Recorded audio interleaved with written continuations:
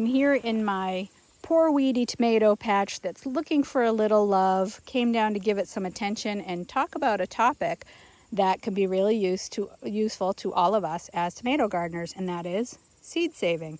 So tomatoes actually are one of the easiest plants to save seed from, and that is because they are primarily self-pollinating. So they don't usually rely on insects to be pollinated. The flowers on a plant pollinate each other.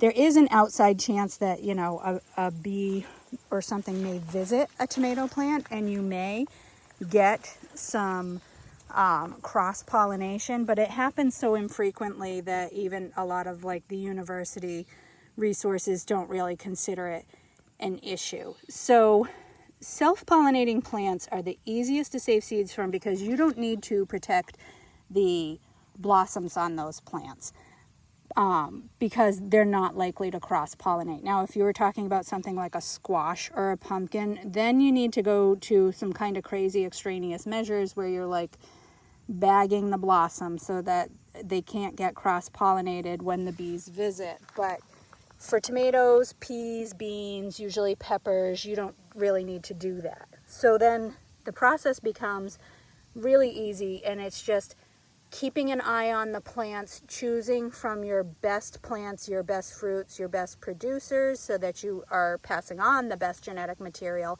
And then you're just going to pick them when they're very ripe. You want them kind of squishy, real juicy, maybe even a little darker and riper than you might typically take things out of the garden. This one you can kind of see is a little, it's not gone by, but it's kind of headed that way. And that's a good time to pick that tomato is when it's fully ripe. So, these are obviously cherry tomatoes. I've got some canners and some all-purpose tomatoes, some Rutgers, some different things. But any tomato that is an open pollinated or an heirloom tomato is a candidate for seed saving.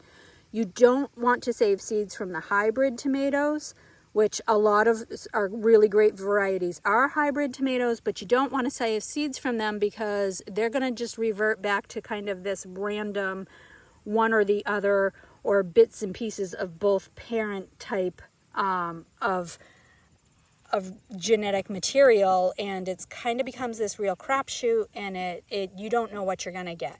But if you have an open pollinated variety or an heirloom variety, their genetic material is pretty well set, and you should get some reliable results when you save them. So the process of saving them, and this is all in the article, so please take a look, but it's really easy. You're just going to cut this open. You're going to squeeze all that pulp and seed.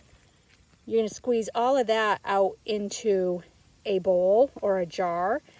Just give it a dash of water, tablespoon or two, and then you sit it up on your counter and you let it ferment for several days. Good to put a paper towel over it just to keep fruit flies down. It does get a little stinky because it is a fermentation process, but if you can put it somewhere where you're not walking by and it's not going to bother you so much, you only need it for a few days, maybe a week. You're going to notice kind of a scum, kind of a mold form on the top, and then the seeds will start to drop to the bottom, and that's when you just kind of take that scum off. You rinse it in water and let those seeds settle. Anything that settles is generally good viable seed. If there are floating seeds, don't worry about pouring those off or losing them while you're rinsing, because they're probably dead and not viable anyway. So that is a very basic rundown of how to do it, and you might think that I'm out in my patch a little early to talk about this. But the reason I wanted to bring this topic up earlier in the season rather than later is that observation goes a long way into picking a good plant and getting the best of the best seed.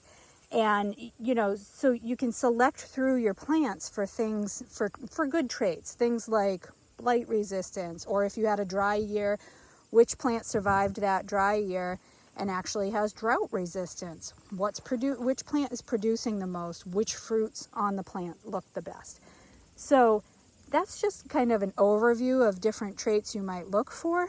Any trait that you want to kind of breed into your tomatoes is a desirable trait for you. But again, I would try and kind of keep that in mind earlier rather than later, because that gives you the opportunity to watch your plants as you go and as they grow throughout the season. So I hope this encourages you, especially if you have some open pollinated or some heirloom variety tomatoes in your garden. I hope this encourages you to get out there and you know, save some seeds and kind of get your own seed stash going. It's a great way to be more sustainable and more self-sufficient.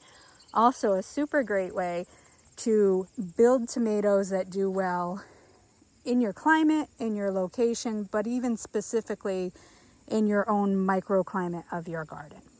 So thanks for being here. Hope this helps, and I'll catch you next time.